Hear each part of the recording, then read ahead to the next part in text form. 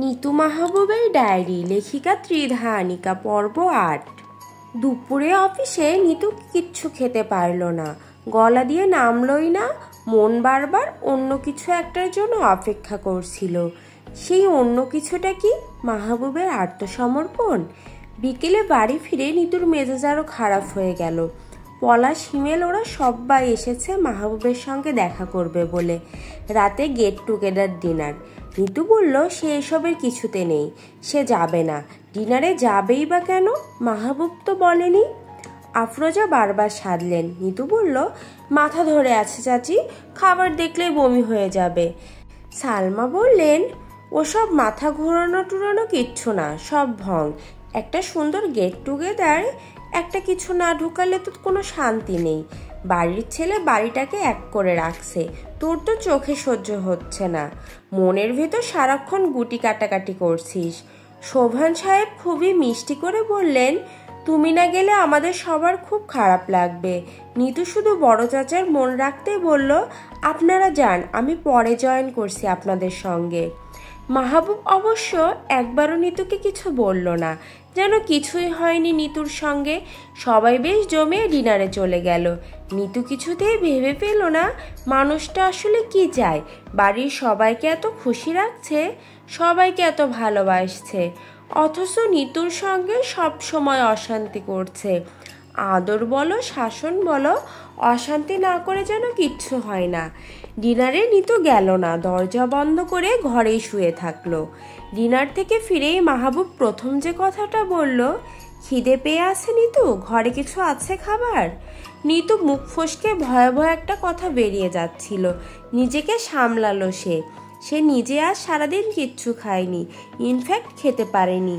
অভিমান আর জেদ গলা অবধি আটকে আছে তার, তাও তো এত খাই করছে না সে। অথচ এই লোকটা সর্বক্ষণ খেয়েই যাচ্ছে। ডিনার থেকে ফিরে বলছে খাবো, এমন করে না চাইলে তার সে এক গ্লাস পানি নিয়ে টুক করে গিলে খেয়ে নিক না নিতুকে। এত সব নাটকের তো কোনো দরকার নেই। না বলে দেশে আসবেন, রাগ করে হাত কাটবেন, রাগ করে বন্ধুর বাড়ি চলে যাবেন, নিতুকে বাগানে শুয়ে নিজের ইচ্ছে পূরণ করবেন, আবার বেড়াতে যাওয়ার প্ল্যানও করবেন। আফরোজা ইলিশ মাছের তরকারি আর ভাত মাখিয়ে দিলেন ঘরে। বাবার বড় চাচাকে বলে ইলিশ মাছের ঝোলও করিয়ে নিয়েছেন, সঙ্গে চিকন চালের ধোয়া ওঠা ভাত। হায়রে পেটুক! নিতু একবার ভাবলো খাবার তো এসেছেই, চামচ দিয়ে খাক। পরক্ষণেই মনে হলো আবার বাড়ি থেকে বেরিয়ে গিয়ে নতুন অশান্তি বাঁধাবে লোকটা, তার চেয়ে চুপচাপ ঝামেলা এড়ানো যাক। হাত ধুয়ে নিতু ভাত হাতে নিয়ে বসতেই মাহবুব বলল, প্রতিবার আমার মুখে দেওয়ার আগে তুই এক লোকমা মুখে নিবি। আমি তোর সামনে একা একা খাই, নজর টজর লেগে যায় যদি। নিতুর আগে হতভম্ব চোখে তাকালো। আমি নজর দেব? ওটা তো ইচ্ছে করে দেয় না কেউ, এমনি লেগে যায় যদি। দেখ নিতু, এটা নিয়ে আর কথা বাড়াস না। আমার হাতে একবার ভালো হয়ে যায়, তুই যত খাওয়াচ্ছিস আমার মুখে তুলে, তার সব আমি শোধ করে দেব, তোকে বেলায় বেলায় মুখে তুলে দেব। মাহবুব মনে মনে বলল, তুই সারাদিন কিচ্ছু খাসনি নিতু। আমি তো জানি ইলিশ মাছ তোর সব থেকে ফেভারিট। এই প্রিপারেশনটা আমি নিজের হাতে তোর জন্য করেছি। বিদেশে থাকাকালীন আমি কুকিং স্কুলে ভর্তি হয়ে তোর পছন্দের সব রান্না শিখেছি নিতু। তুই যা যা খেতে ভালোবাসিস সব। বিফের একটা বিরিয়ানি শিখেছি, তুই খেলে কত খুশি হবি তা তো শুধু আমি জানি। নিতু হাতটা ঝেড়ে উঠে যেতে চাইছিল, মাহবুব এত শক্ত করে চেপে ধরল যে নিতু আর জোর করল না। ভুলে যাস না, স্বামী স্ত্রী হওয়া ছাড়াও আমাদের দুজনের একটা আলাদা সম্পর্ক আছে। বল, আছে না? তুই সেই সম্পর্ক ধরে খাওয়া। নিতু মনে মনে বলল, সেই সম্পর্কের তোয়াক্কা কোনোদিন করেছেন যে আজ করছেন? নিতু ভাত মেখে মাহবুবের দিকে বাড়াতেই মাহবুব সেটা নিতুর মুখের দিকে টার্ন করে ঘুরিয়ে দিল। তুই আগে নে, নজরের ব্যাপার আছে। নিতু মনে মনে বলল, চাইলে আপনার এই নাটক আমি সেকেন্ডেই ঘুচিয়ে দিতে পারি, দিচ্ছি না শুধু আমার পরিবার আপনার দলে আছে বলে। নিতু মুখে ভাতটা নিতেই তার মুখের অবয়ব পাল্টে গেল। মাছের তরকারিটা দারুণ হয়েছে, নিশ্চয়ই মা রান্না করেছেন। সারাদিনের খাবার না খাওয়ার দুঃখটা নিতু নিমিষেই ভুলে গেল। ভাগ্যিস নিষ্ঠুরটা এখন খেতে চেয়েছিল। লেবু দিচ্ছিস না কেন? লেবু ছাড়া আমি খেতে পারি না, জানিস না? আমি বরং সালাডটা আলাদা চামচ দিয়ে খাই। আমার শরীরটা কত শুকিয়ে গেছে দেখেছিস? আহারে, চোখ দুটো নিশ্চয়ই কোটরে দেবে গেছে। তোকে বিয়ে করে আমার ফিটনেস এভাবে শেষ হয়ে যাবে কখনোই ভাবিনি। নিতু কথাগুলো যেন শুনতেই পায়নি, এমন ভান করে শুধু খাইয়ে গেল। একবার মনে হলো জিজ্ঞেস করে, সত্যি করে বলুন আপনার ছুটি কতদিন? পরক্ষণে মনে হলো কেন, তিনি তো তার ছুটিতে নিতুকে রাখেনি, তাহলে নিতু জিজ্ঞেসই বা করবে কেন? মাহবুব খাইয়ে দিয়ে নিতু নিচে এলো, আরাম করে আরো 2 পিস ইলিশ মাছ খেলো। উফ, কতদিন পর এমন শান্তি করে খেলো সে। নিতু নিচে থাকতে থাকতেই মাহবুব ফোন করলো। আশ্চর্য, 2 মিনিটেই ফোন করেছেন কেন? 2 মিনিট কই, তুই ঘর থেকে গেছিস 21 মিনিট 44 সেকেন্ড হয়েছে। আপনি ঘড়ি ধরে বসেছিলেন নাকি? এত ঠেকায় আমি পড়িনি, টাইম সেন্স আমার ভালো, ঘড়ির মতোই গেস করতে পারি। এমনি এমনি তো আর চাকরি করছি না। শোন, এলাচ গুঁড়ো দিয়ে একটু দুধ জাল নিয়ে আয় তো নিতু। শরীরটা এত দুর্বল লাগছে, মনে হচ্ছে হাড়গুলো ঝুরঝুরে হয়ে আছে। মাত্র তো একবার হলো, 4-5 বার না হলে শরীরটা সেটিং পাবে না। কি সেটিং পাবে না? আরে অনেকদিন ব্যাডমিন্টন না খেললে, হঠাৎ করে খেললে শরীর যেমন ব্যথা করে না, ওরকম। অনেকদিন পর তো, আরও কয়েকবার না করলে তো শরীরটা বেশি ব্যথা করবে। তুই তাড়াতাড়ি আয় তো। নিতু নিজে গেল না, বুয়াকে দিয়ে দুধ পাঠালো। এত সোজা তো সব নয়, সকালে যা হওয়ার হয়েছে, আর তো নিতু তার মতো কিচ্ছু হতে দেবে না। নিতু ঘরে এলো 1 ঘন্টা পর। মাহবুব দুধ নিয়ে আরও 1 দফা ঝগড়ার জাবর কাটলো নিতুর সঙ্গে। তোদের বুয়া যদি আসার পথে 1 চুমুক দুধ খেয়ে নিয়ে থাকে, আমি আরেকজনের এঁটো দুধ খাবো? এঁটো দুধ খেলে কি হয় জানিস? যার এঁটো খেলাম তার প্রতি মন পড়ে যায়। এখন আমি যদি তোদের বুয়ার পেছন পেছন ঘুরি, তোর ভালো লাগবে? তখন তো চেঁচাবি খুব। এখন কি করব, আবার দুধ এনে দেবো? এত কাহিনীর তো দরকার নেই, তুই চুমুক দিয়ে এঁটো করে দে, তবেই তো হলো। নিতু কঠিন গলায় বলল, আমি চাই না আপনার আমার প্রতি মন পড়ুক। সে চাইবে কি করে? তোর তো অন্য প্ল্যান মনের ভেতরে। আমাকে ডিভোর্স করবি, তারপর বিয়ে করবি। আপনি যেভাবে দাম্পত্যের ইমেজ তৈরি করছেন, আপনার কি মনে হয় আমার আর বিয়ে করতে ইচ্ছে করবে? তার মানে এই তো, তোর মনের ভিতর ইচ্ছে ছিল আরও বিয়ে করবি। আমি জানতাম তো সত্য বেরিয়ে আসবে মুখ দিয়ে, এই জন্যই তো ছেলে মেয়ের মুখ এখনো দেখতে পেলাম না। দেখতেও হবে না, আমি চাই না পৃথিবীর কোনো ছেলে মেয়ের এমন ধরনের বাবা হোক। এমন ধরনের মানে? তুই কি বলতে চাইছিস আমি বাবা হিসেবে খারাপ হব?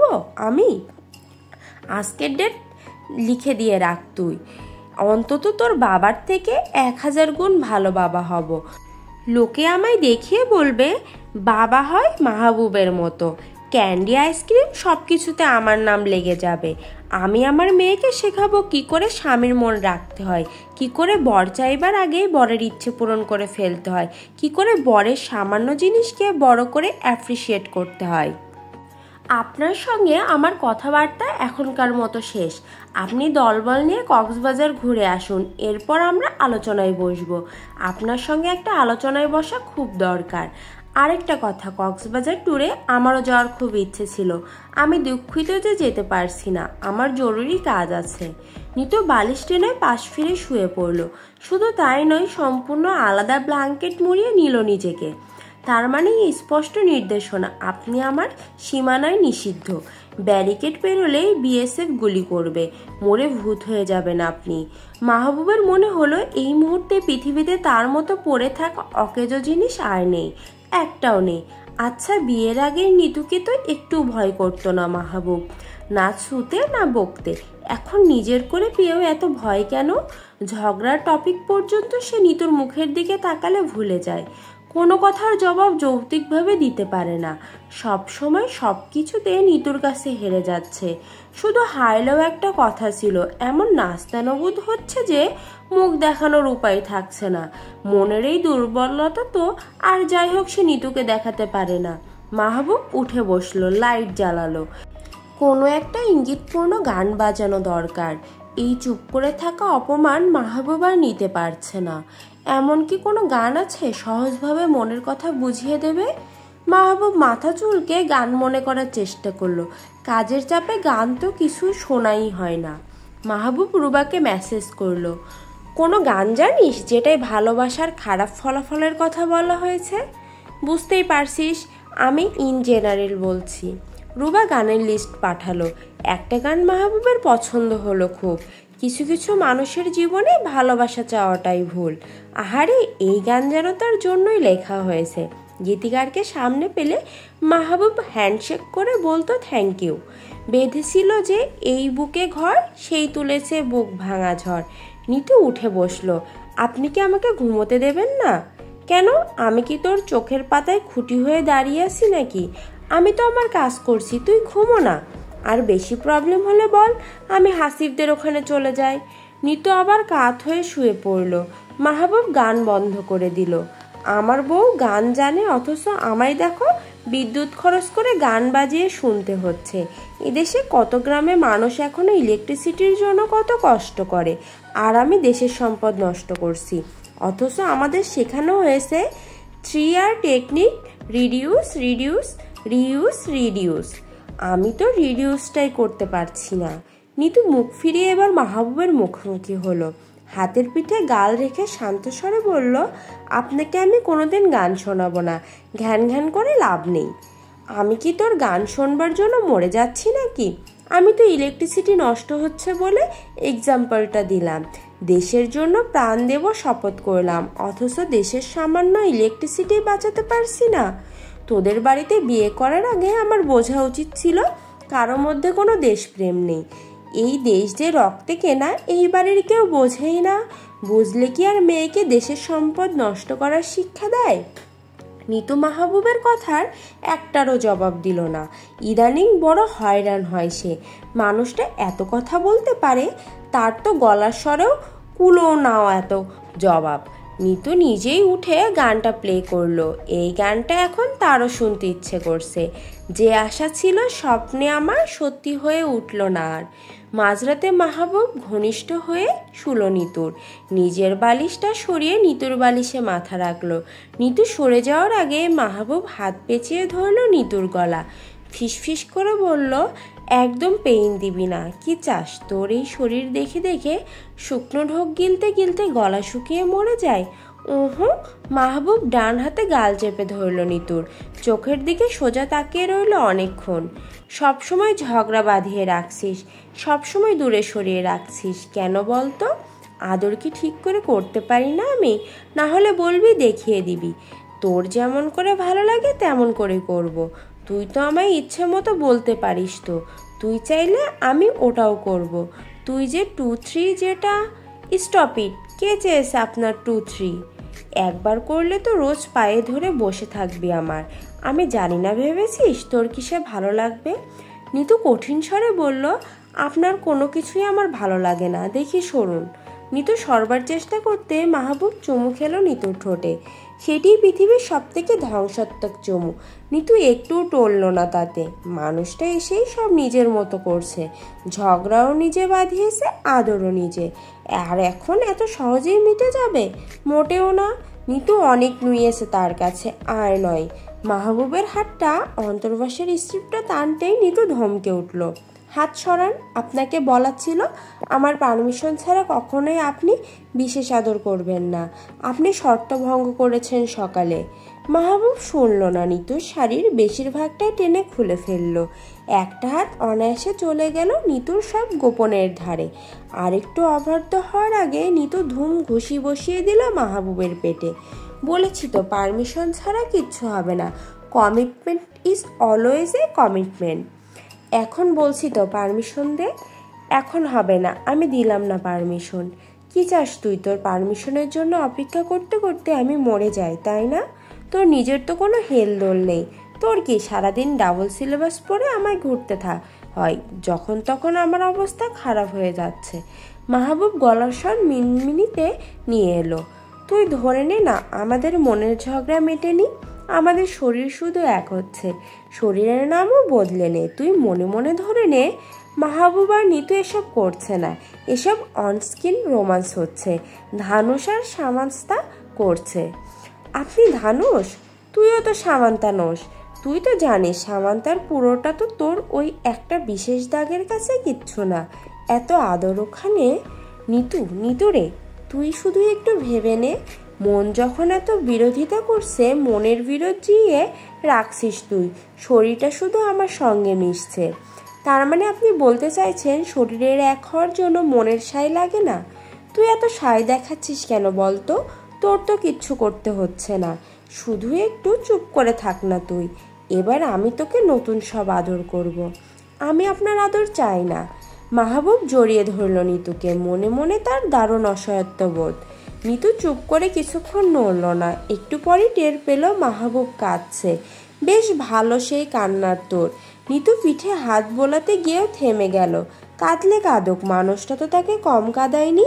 এখন একটু কাঁদলে যদি কিছুটা শিক্ষা হয়। কীরকম ফ্যাস ফ্যাস আওয়াজ হচ্ছে, কি করছেন বলেন তো? শরীরে একটু টান পড়ছে বলে কেঁদে ফেললেন, এই আপনার পৌরুষ? আদরের জন্য ধানু সেরকম কেঁদে ভাসাতো আপনার মনে হয়? দেখে ছাড়ুন আমাকে। মাহবুব চোখ মুছে সোজা হয়ে বসলো। কতদিন পর সে নিতুকে বুকে টেনেছে, আনন্দে বুক ভাঙছে তার। সম্ভব হলে সে তো আকাশ বাতাস কাঁপিয়ে চিৎকার করে কাঁদত। নিতু তো পারে মাহবুবের চোখে চুমু খেয়ে সেই কান্না থামিয়ে দিতে। নিতু তো পারে নিজের থেকে মাহবুবকে আদর করতে। সবসময় দূরে রাখছে মাহবুবকে। কি হয় নিতু মাঝে মধ্যে অ্যাক্টিভ ফিগার হয়ে গেলে? মাহবুব তো শুধু নিতুর হাতের খেলনা হয়ে বিছানায় পড়ে থাকতে চায়। যেভাবে খুশি নিতু তাকে নিয়ে খেলুক, যেভাবে খুশি নিতু নাড়াচাড়া করুক, সে খেলনার মতোই পড়ে থাকবে। নিতুর হাতে ভেঙে গুঁড়ো হয়ে গেলেও সে উয়া করবে না। সারা দুনিয়ায় আপনি বোধহয় প্রথম যে শুধু শুবে বলে এমন কেঁদে ফেলল। মাহবুব কিছুক্ষণ চুপ করে থাকলো, চোখে জমে থাকা বাকি অশ্রুটুকু টোকা মেরে অবজ্ঞায় ফেলল। রক্ত চড়ে গেল মাথায়। নিতু তাহলে অবজ্ঞাই করছে তাকে? চোখ মুখের অবয়ব পাল্টে গেল নিমিষেই। কি বললি তুই? রিপিট কর। মানে? নিতু ততক্ষণে ব্লাউজ ঠিক করে নিয়েছে। প্রত্যাখ্যানের আর অস্বস্তির স্পষ্ট আভা চোখে মুখে। মাহবুবকে মাঝে মধ্যে একদম চিনতে পারে না সে, যেন অন্য ভুবন থেকে আসা অন্য মানব। এই পৃথিবীর কোনো কিছুর সঙ্গে যেন মেজাজ মেলে না তার। মানে হলো তুই যা বলেছিস আবার বল। নিতু নিজের ঘাবড়ে যাওয়া অবয়বটা ঢাকতে তর্কটা স্বাভাবিক স্বরে চালিয়ে গেল। বললাম সেক্সুয়াল নিডে আপনি পুরোদমে অ্যাবনর্মাল হয়ে যান। কীরকম অদ্ভুত সব আচরণ করেন। চোখ মুখ তখন কার্টুনের মতো হয়ে যায় আপনার। একদম টমের মুখের ভেতর ছাতা খুলে গেলে যেমন হয় তেমন দেখতে লাগে আপনাকে। নিতু ফিক করে হেসে উঠল। মাহবুবের মনে হলো এটা খুব অবহেলার হাসি, তুচ্ছ করা হাসি, মাহবুবকে গুরুত্ব না দেওয়া হাসি। এই এক জিনিসের জন্য আপনি কতবার আমার পা ধরেছেন মনে আছে? পা ধরেছি মানে? তুই আদর চাসনি? তোর মন আদর চায়নি? শরীর চায়নি? আমি নিশ্চয়ই আপনার পা ধরে আদর চাইনি। আপনি যেমন বাচ্চাদের মতো করেন, আমি কি তেমন করেছি? আমি বাচ্চাদের মতো করি? তুই কি বলতে চাইছিস? এহেম এহেম বাদ দিয়ে ঝেড়ে কাশ। ঝেড়ে কাশার তো কিছু নেই মাহবুব ভাই, যা বলার বলে দিয়েছি। আদর করতে চাইছিলেন না? নিন আদর করুন। দয়া করছিস আমায়? ভিক্ষা দিচ্ছিস আদর? আপনি কি আমার ভিক্ষার ধার ধারেন বলুন? আপনার লাগলে তো আপনি এমনি আদায় করে নেন। আদর ছিনতাই করতে আপনি খুব পাকা। ভাগ্যে সেই ছিনতাই পুলিশ ধরতে আসে না। মাহবুব প্রচণ্ড শক্তিতে ঘুষি মারল বালিশে। তুই বলতে চাইছিস আমার আদর ছাড়াও তোর চলে, আর আমি তোর আদর ছাড়া থাকতে পারি না? আমার আদর তোর কাছে বেসিক কোনো নিডসেই পড়ে না। আমার লাগে বলে আমি দম বন্ধ করে চাই। আমি বলেছি আপনার দরকার হলে আপনি বাই হুক অর কুক সেটা আদায় করে নেন। তুই ওরকম করে বলিস নিতু। তুই বলেছিস আমি তোর পায়ে ধরে আদরের জন্য মরি করি, আর তুই আমাকে দয়া করিস। তোর চাই না আমার আদর, তোর লাগে না, থাকতে পারিস তুই আমার আদর ছাড়া। মাহবুব এক লাফে বিছানা থেকে নেমে পড়ল, জোর শক্তিতে লাথি মারল খাটের বারটাতে। নিতুর এবারে ভয় করতে লাগলো মানুষটাকে। আপনি কিন্তু শুধু শুধু রাগ করছেন মাহবুব ভাই। আমি তো জাস্ট ফ্যাক্ট বলতে চাইছি। বল, ফ্যাক্ট বল। আজ ক্লিয়ারলি তোর ফ্যাক্ট শুনে জীবন ধন্য করব। কখন সবার জন্য তোর পায়ে পড়েছি সেটা বলবি, এক্ষুনি বলবি। কেন? রুবা আপার বিয়ের সময় মদ খেয়ে আপনি আমার কাছে তো খুব কাইকুই করছিলেন। সেদিন আমি মেরে আপনাকে থামিয়েছিলাম। ওই অতটুকু বয়সে সবটা সামলেছি আমি একা, কিচ্ছু ভুল হতে দিইনি। তুই বলছিস আমার সঙ্গে শোয়া তোর ভুল? আমি তোকে টাচ করলে সেটা ভুল, তোকে আদর করে কাছে টানলে সেটা ভুল। আমি বলেছি তখন আমি ভুলটা হতে দিইনি, তখন তো ওটা ভুল ছিল, তাই না? এরপর তো সেই ভুল হয়েছে, হোক বিয়ে তাও তো হয়েছে। ওকে, ভুল যখন করেছি তার মাসুলও আমি দেব। আমি আপনার থেকে কোনো মাসুল চাইছি না, না চাইলেও তোকে মাসুল নিতে হবে। আমি মাহবুব সাদিক তোকে প্রমিস করছি, আজকের পর থেকে যতদিন না পর্যন্ত তুই আমার কাছে ছুটে আসবি, তুই আমার পা ধরবি, আমি তোকে আদর করব না, মরে গেলেও না। এতে যদি এই জীবনে সব যায় যাক। মাহবুব হাতের ব্যান্ডেজটা খুলে ছুঁড়ে ফেললো মেঝেতে। রাগে কাঁপতে কাঁপতে বলল, তুই আমাকে আদরের খোঁটা দিয়েছিস তো? মনে রাখিস, এই মাহবুব তোর আদর ছাড়া কেমন থাকতে পারে তোকে দেখিয়ে দেবে। আমি পায়ে ধরে ধরে এতদিন তো কাটালাম, এবার তুই একলা কাটা, পায়ের ওপর পা তুলে কাটা। মাহবুব ওভাবেই ঘর থেকে বেরিয়ে গেল। 2 মিনিটের মাথায় ফিরে এলো। টেবিলে রাখা মোবাইল ফোনটা হাতে নিয়ে প্রচণ্ড শক্তিতে মেঝেতে আছাড় মারলো। এই ফোন করেই তো হুমকি দেশ আমায়, এখান থেকে ফোন নেই, তোর হুমকিও নেই, গরু নেই, গোবরও নেই। মাহবুব জগের পানিটাও মেঝেতে ঢেলে দিল। নিতুর শরীর টেনশনে আতঙ্কে প্রচণ্ড ঘামতে লাগলো। মানুষটা রেগে গেলে এত হাতছাড়া কেন হয়ে যায়? এই পাগল এখন কি করে সামলাবে সে? কি থেকে কি হয়ে গেল? সে তো চেয়েছিল শুধু মানুষটা একটু নত হোক তার কাছে, বাঁকা ঘাট সোজা হোক, বরং সবটা আরও উল্টে গেল।